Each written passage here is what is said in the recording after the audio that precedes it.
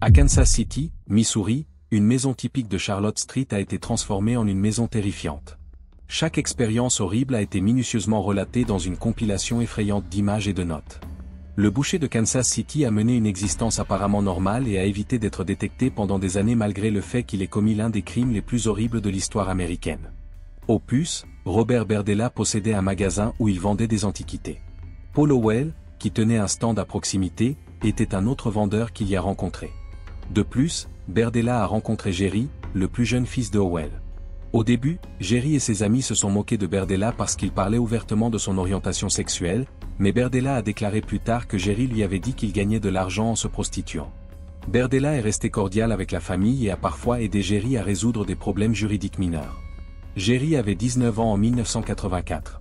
Après s'être porté volontaire pour emmener Jerry Howell à un concours de danse, Berdella a tué sa première victime connue le 5 juillet 1984. Il aurait consommé de l'alcool et plusieurs tranquillisants dans sa voiture pour laisser Howell dans le coma, puis l'aurait drogué encore plus chez lui jusqu'à ce qu'il s'évanouisse. Il a ensuite administré à Jerry une forte injection de tranquillisants. Pendant 28 heures, Howell a été confiné et a enduré des agressions sexuelles, des tortures et des cruautés constantes. Howell a supplié Berdella de libérer Bob et l'a interrogé sur le traitement qu'il avait reçu. Howell est mort, selon Berdella, d'une asphyxie causée par des stupéfiants et d'un haut le cœur parce qu'il ne pouvait pas respirer. Berdella a déclaré qu'il avait tenté de pratiquer la RCR parce qu'il n'avait pas prévu que cela se produirait. Après cela, il a emmené le corps au sous-sol et l'a mis dans des sacs poubelles pour le service d'élimination des déchets. Après avoir emmené Howell chez Meriam, Berdella a nié l'avoir vu, même lorsque la police l'a interrogé sur sa disparition. Berdella a filmé les tourments qu'il a soumis à Howell et à toutes ses futures victimes, les ridiculisant ou les menaçant en réponse à leurs appels à la compassion. Il a ensuite déclaré aux chercheurs que ses activités étaient motivées par l'épanouissement physique et mental plutôt que par le plaisir. Un homme de 20 ans nommé Robert Sheldon, qui résidait auparavant avec Berdella, est arrivé le 10 avril 1985, ayant besoin d'un hébergement temporaire. Lorsque Berdella est rentrée chez elle et a découvert Sheldon en état d'ébriété, elle a décidé de le neutraliser et de le confiner parce qu'elle ne le trouvait pas physiquement attirant et considérait sa présence comme une nuisance, même s'il payait son loyer à temps. Berdella a affirmé que ses actions étaient un moyen d'exprimer sa colère et sa frustration envers les autres plutôt qu'une aversion particulière envers Sheldon. Sheldon a été torturé dans une chambre au 2e étage pendant 3 jours. Le 15 avril, lorsqu'un ouvrier est venu remplacer le toit, Berdella a étouffé Sheldon et lui a couvert la tête avec un sac attaché avec une corde, prêt à se débarrasser de son corps dans la salle de bain à l'étage. Les horreurs qui se déroulaient derrière la maison de Berdella étaient totalement inconnues du couvreur et des habitants de la rue Charlotte dans leur vie quotidienne. Mark Wallace, qui avait déjà aidé Berdella dans les travaux de jardinage, s'est caché dans sa remise à outils lors d'une tempête en juin. Berdella a vu que Wallace était bouleversé et lui a proposé une dose de tranquillisant, affirmant que cela l'aiderait à se détendre et à se calmer. Wallace est rapidement devenu le prochain prisonnier de Berdella après avoir accepté. Après avoir été torturé et contrôlé par Berdella pendant plus d'une journée, Wallace est mort des effets combinés des stupéfiants, des nausées et du manque d'oxygène. Berdella a enregistré l'heure du décès à 19 h le 23 juin. L'attirance de Berdella pour les jeunes garçons n'était pas si manifestement mauvaise au départ. Ces jeunes hommes étaient attirés par l'apparente bienveillance de Berdella, car ils étaient fréquemment perdus ou séparés de leur famille. Il profitait de leur faiblesse pour satisfaire ses propres désirs tordus, en leur offrant du travail, un logement ou simplement une oreille compatissante. Chaque victime, un jeune homme en quête d'aide ou de connexion, était piégé dans un cauchemar dont il ne parvenait pas à se libérer. Une connaissance nommée James Ferry a appelé Berdella le 26 septembre 1985 et lui a demandé de rester temporairement chez lui. Rencontrant Ferry dans un pub ce soir-là, Berdella décida de le kidnapper. Berdella a déclaré que Ferry était la première personne qu'il avait intentionnellement tourmenté, même si ses précédentes victimes avaient été brutalisées. Il a reconnu qu'il arrêtait parfois d'enregistrer les attaques parce qu'il pensait que les victimes étaient sur le point de mourir. Berdella a enchaîné Ferry à son lit et l'a torturé sans arrêt pendant 27 heures après lui avoir administré des drogues sous forme de tranquillisants écrasés cachés dans ses repas. Malgré l'illusion de Ferry, Berdella a continué à le torturer et à l'agresser sexuellement. Ferry ne pouvait pas rester debout pendant plus de 10 à 15 secondes, a-t-il noté dans son journal. Après cela, il respira très lentement. Berdella a enregistré de manière énigmatique la mort de Ferry à 86 ans, un mot de son emploi de chef qui signifiait tout, depuis le jeter jusqu'à l'arrêt des efforts, alors que son état s'aggravait et qu'il décédait. Le fait d'enregistrer ces méfaits témoigne d'une demande névrotique de contrôle, ainsi que d'un degré inquiétant de préméditation et de détachement. En plus de contrôler physiquement ses victimes, Berdella cherchait à établir sa domination sur elles pour toujours. En 1984, Todd Stoops, toxicomane et parfois travailleur du sexe, et sa femme avaient déjà séjourné chez Berdella. Ils ont perdu contact jusqu'au 17 juin 1986, date à laquelle ils se sont rencontrés par hasard au Liberty Memorial Park à Kansas City. Stoops avait besoin d'argent pour acheter de la drogue, alors Berdella l'a attiré chez lui en lui promettant de la nourriture et éventuellement des relations sexuelles. Fortement attiré par Stoops, Berdella l'a emprisonné pendant 2 semaines dans le but d'utiliser la torture pour le transformer en esclave sexuel docile. Stoops a commandé un sandwich et un soda à Berdella. Lorsque Berdella a refusé, Stoops s'est mis à pleurer. Elle a essayé de donner de la soupe et de la glace à Stoops après quelques jours, mais il ne pouvait rien retenir et ne pouvait pas respirer en étant assis. Après 2 semaines de torture croissante, Berdella a forcé Stoops à subir de graves blessures internes, ce qui a détérioré sa santé et a finalement causé sa mort par choc septique. Dans son magasin au printemps 1987, Berdella s'est lié d'amitié avec Larry Wayne Pearson, un jeune de 20 ans qui a confié à Berdella qu'il s'intéressait depuis son enfance à la sorcellerie et à la sorcellerie. Il a aidé Berdella dans la maison pendant qu'il était là-bas. Après avoir libéré Pearson de prison et constaté son manque d'enthousiasme à trouver du travail, Berdella a pris la décision d'arrêter Pearson. Après avoir regardé Creepshow 2, ils se sont promenés dans le Kansas. Lorsque Larry lui a parlé du vol des hommes homosexuels, Berdella a pris une décision. Berdella a drogué Pearson après avoir mangé ensemble, puis l'a torturé dans le sous-sol. Pour récompenser l'obéissance de Pearson, il apporta un transformateur électrique et enchaîna ses mains au-dessus de sa tête avant de l'accompagner dans les escaliers. Parmi ces 6 victimes de meurtre, Pearson était la plus coopérative, selon Berdella. Pearson a été maltraité et retenu captif pendant 6 semaines. Afin de ne pas déranger Berdella et d'éviter la torture, il apprit à dormir immobile. Une fois, il a crié qu'il ne pouvait plus supporter cet abus et a mordu Berdella en signe de rébellion. En réponse, Berdella a étouffé Pearson et l'a battu à mort avant de se préparer à enterrer son corps dans la cour. Après cela, il s'est rendu à l'hôpital pour soigner ses blessures. Un jour, des gens dans un bar ont vu que Berdella était trop ivre pour conduire et l'ont reconduit chez lui. Il a raconté des histoires d'enlèvement et de torture de jeunes au cours des derniers mois au cours de son voyage. Comme il était ivre et que l'accusation semblait invraisemblable, elle n'a pas été prise au sérieux. Avec ses quartiers calmes où les locaux aiment interagir entre eux, Kansas City incarne les valeurs de convivialité et de confiance du Midwest. Mais la veille de Pâques 1988, la paix fut rompue. La prochaine victime désespérée de Bob Berdella a marqué le début de la désintégration de sa double vie maléfique. 1h du matin, Christopher Brison, un travailleur du sexe de 22 ans, a été kidnappé par Berdella le 29 mars après avoir été attiré par la promesse de paiement pour des services sexuels. Il montait les escaliers de la maison de Berdella lorsque Brison a été frappé à l'arrière de la tête avec une barre de fer, le laissant inconscient. Ils lui ont immédiatement fait une injection de stupéfiants, après quoi ils l'ont attaché au lit de Berdella. Là, il a enduré une litanie de mauvais traitements et de tortures similaires à celles que Berdella avait infligées à ses précédentes victimes. Les seules choses auxquelles tu devrais penser, c'est toi, moi et cet endroit, lui dit Berdella d'un ton menaçant. Brison a déclaré à Berdella qu'il avait commencé à lui faire confiance après quelques jours de confinement. Il a clairement indiqué qu'il n'y aurait aucun compromis sur ses abus sexuels, mais il a montré qu'il était prêt à parler d'autres aspects de la torture.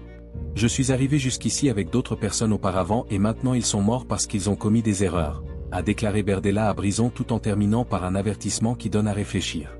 Après 3 jours de captivité, Brison avait suffisamment convaincu Berdella pour changer la façon dont il était confiné, déclarant que le fait d'avoir les bras liés aux poignets au-dessus de la tête empêchait le sang d'y couler. Après la torture, Berdella a accepté de se faire attacher les mains devant lui. De plus, Brison a convaincu Berdella de garder une télévision allumée et accessible avec la télécommande lorsqu'il n'était pas là. Pendant tout ce temps, Brison n'arrêtait pas de penser à s'échapper. Lorsque Berdella est allé travailler le lendemain et a accidentellement laissé une boîte d'allumettes à proximité, Brison a profité de la situation et a brisé ses inhibitions. Brison a courageusement sauté d'une fenêtre du 2e étage ne portant rien d'autre qu'un collier de chien, se blessant ainsi au pied. Lorsque Brison a remarqué un lecteur de parcomètre de l'autre côté de la rue, il s'est précipité pour demander de l'aide et l'a supplié de contacter la police. Le releveur de compteur a conduit Brison jusqu'à une résidence voisine. Les habitants ont appelé la police, qui est arrivée rapidement et a refusé de laisser entrer l'homme nu. Lorsque 4 policiers ont interrogé Brison sur les lieux, il a d'abord affirmé que Berdella l'avait kidnappé alors qu'il faisait de l'autostop. Il a décrit comment Berdella l'avait emprisonné, attaché à un lit et abusé sexuellement à plusieurs reprises. L'état de Brison a été noté par les autorités, qui ont également noté le collier de son chien, son pied endommagé, ses yeux rouges et enflés, ainsi que des marques et des cicatrices sur tout son corps. Pendant qu'un autre policier escortait Brison au centre médical Menorah, 2 agents ont été chargés d'observer subrepticement la résidence. Pendant ce temps, l'autre policier a obtenu un mandat de perquisition pour le domicile de Berdella en contactant le service de police de Kansas City. Brison a déclaré plus tard au département de police de Kansas City que son ravisseur lui avait montré des photographies Polaroid de personnes qui semblaient mortes et l'avait averti qu'il ne quitterait jamais la propriété et que s'il devenait une menace ou une nuisance, il serait tué ou il le tuerait, torturé encore plus sévèrement qu'il ne l'avait déjà été. Berdella a été arrêté parce qu'il était soupçonné d'avoir agressé sexuellement Christopher Brison le même après-midi après l'évasion de Brison. Le week-end de Pâques est devenu une période chargée pour les détectives alors qu'ils commençaient à enquêter sur l'affaire de tueur en série la plus tristement célèbre de la ville, la loi du Missouri leur donnant 20 heures pour justifier son arrestation et décider des accusations portées. Bien qu'il soit connu pour être condescendant envers les femmes et celles qu'il considérait comme moins intelligentes que lui, ses amis et sa famille considéraient Berdella comme une personne excentrique mais sympathique et responsable. À Kansas City, personne ne voulait penser qu'il coexistait avec un monstre. Berdella a même été accusé par certains de ses amis d'avoir été piégé par la police.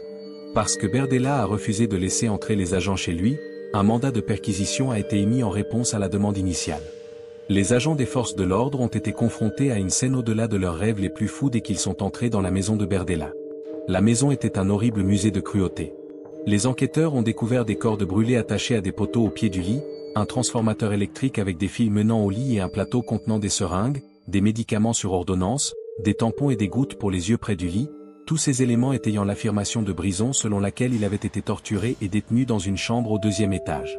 En outre, des instruments de torture et de contention ont été trouvés, tels qu'un tuyau en fer, plusieurs cordes et ceintures en cuir, et les montants du lit présentaient des signes évidents d'usure dus aux efforts des sujets. L'existence d'une scie à onglets, d'une tronçonneuse et d'une scie à métaux s'ajoute aux preuves des actes sanglants. Une découverte inquiétante de 34 tirages instantanés et 334 photographies Polaroid dans la maison de Berdella montrait Brison et d'autres hommes documentant les événements de la vie, la torture et la mort. En plus d'une commode, la propriété comprenait également de la littérature ésotérique et un cahier de sténographe contenant des descriptions détaillées de la torture endurée par chaque victime. Chaque ton et chaque image véhiculait une histoire d'angoisse et de désespoir indescriptible. Il a donné un aperçu des pensées d'un homme qui considérait les autres comme des objets destinés à son propre plaisir sadique et non comme des êtres humains. L'étendue des crimes de Berdella a été démontrée par la découverte de coupures de journaux concernant une personne disparue nommée Jerry Howell, ainsi que d'un portefeuille et d'un permis de conduire appartenant à une autre personne disparue, James Ferry, dans un placard du 2e étage. Le service de police de Kansas City a affecté 11 détectives et un sergent à un groupe de travail spécial chargé uniquement de se concentrer sur l'enquête Berdella. Après avoir enquêté sur le passé de Berdella, cette équipe a découvert qu'il était célèbre parmi les travailleurs du sexe locaux pour s'attaquer aux jeunes hommes impressionnables. Ces actes violents, comme le fait de droguer et de torturer ses partenaires sexuels, ont porté atteinte à sa réputation. L'importance de Berdella en tant que suspect important avait conduit à une surveillance et à des interrogatoires auxquels il s'est battu sans représentation légale, malgré ses dénégations et l'absence de preuves irréfutables le liant directement aux disparitions. En conséquence, son avocat a menacé de poursuivre la police pour harcèlement. Les soupçons ont été vérifiés lorsque Paul Howell a identifié un homme dans le sous-sol de Berdella comme étant son fils et que sa femme a reconnu James Ferry sur des photographies découvertes à Berdella. Les détectives ont comparé les nouvelles images de Berdella aux images Polaroid pour faire correspondre les parties du corps du photographe visibles sur les photographies dans le but d'identifier d'autres jeunes hommes sur les images et de déterminer leur sort. Pour ce faire, Berdella a dû poser. Bien qu'elle ait rejeté plusieurs positions, Berdella a accepté, même si elle se sentait embarrassée et dégradée par la séance photo. L'ancien locataire Freddie Kellogg a révélé les détails des abus et de la manipulation de Berdella, notamment en droguant ses locataires avant d'avoir des relations sexuelles avec eux, qu'ils soient consentants ou non, et en forçant Kellogg à inviter de jeunes hommes attirants chez lui pour des soirées de dosage de drogue. La peur et la réticence des travailleuses du sexe et des toxicomanes à s'associer à Berdella en raison des informations faisant état de sa possible implication dans la disparition de Howell ont été soulignées par la déclaration de Kellogg, qui a exposé les menaces de chantage de Berdella contre quiconque en informerait les autorités. De plus, Kellogg a pu identifier 3 victimes de Polaroid, Todd Stoops, Robert Sheldon et Larry Wayne Pearson, et fournir des informations supplémentaires sur les interactions de Berdella, y compris une caution publiée par Pearson et un rapport médical établi par Berdella affirmant que Larry Pearson avait attaqué. En avril 1985, les employeurs de Robert Sheldon ont signalé à la police qu'il avait brusquement cessé de travailler dans une entreprise manufacturière de Kansas City, ce qui ne s'était jamais produit auparavant.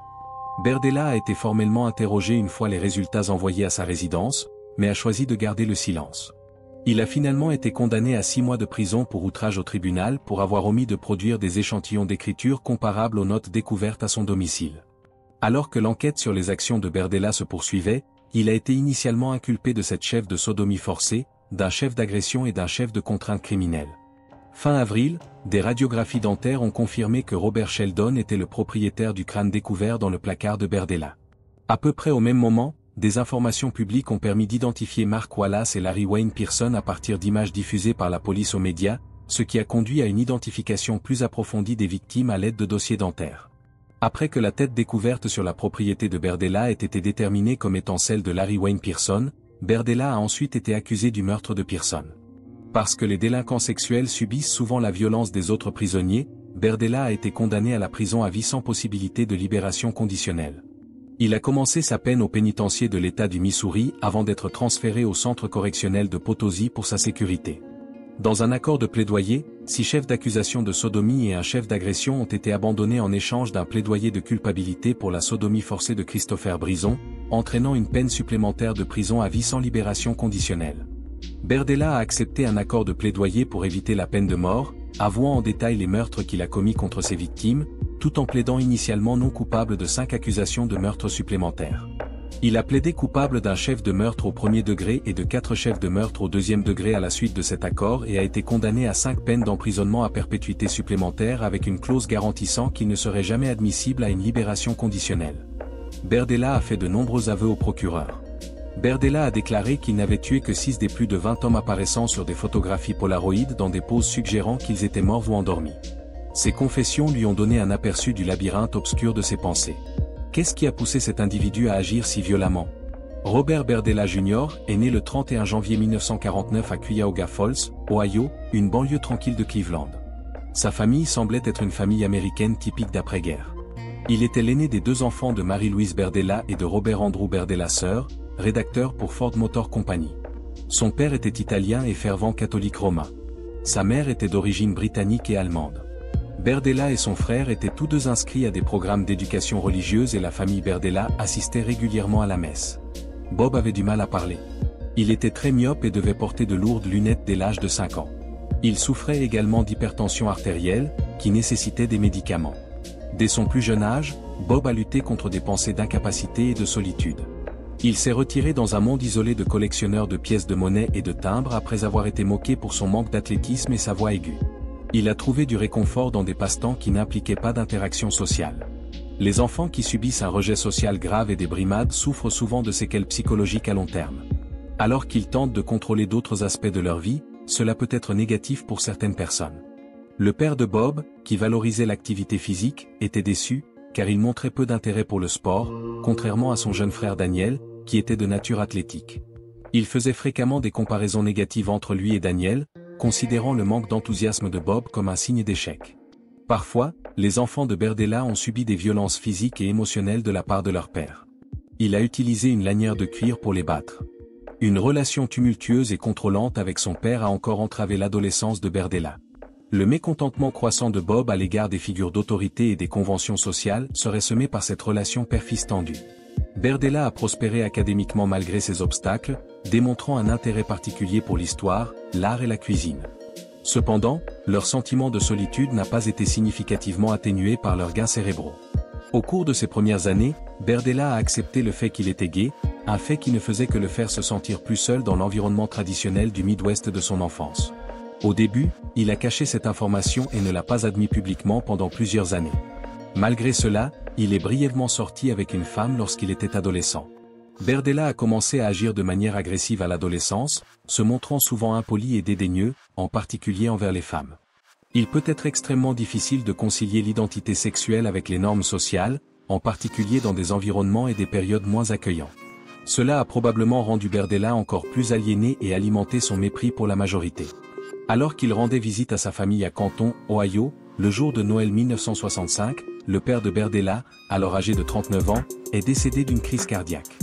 En raison de cette tragédie, Berdella s'est tourné vers sa foi catholique pour se réconforter, mais a progressivement perdu confiance dans la religion et a commencé à étudier d'autres religions et organisations occultes, comme le satanisme. Le film The Collector, qui raconte l'histoire d'un homme qui kidnappe une femme qu'il admire et la fait mourir de maladie alors qu'il était sous sa garde, a eu un impact significatif sur Berdella la même année. Il a été profondément marqué par ce film. Berdella méprisait le remariage précipité de sa mère après la mort de son père, estimant qu'il s'agissait d'une trahison envers son père. En conséquence, il est devenu plus renfermé et s'est livré à ses passe-temps solitaires, qui comprenaient la peinture, la collection de pièces de monnaie et de timbres et l'écriture à des correspondants du monde entier. Son amour des arts primitifs et des antiquités était alimenté par ses lettres, qui comprenaient fréquemment des timbres et des photographies de personnages légendaires, d'icônes historiques et de merveilles architecturales. Il a finalement lancé sa propre entreprise d'antiquités en 1982 suite à cet intérêt. Berdella a quitté l'Ohio pour fréquenter le Kansas City Art Institute à Kansas City après avoir terminé ses études secondaires. Ici, dans cet environnement inconnu, Berdella a commencé à explorer plus librement qui il était. Cependant, cette période de découverte de soi a été teintée de comportements problématiques.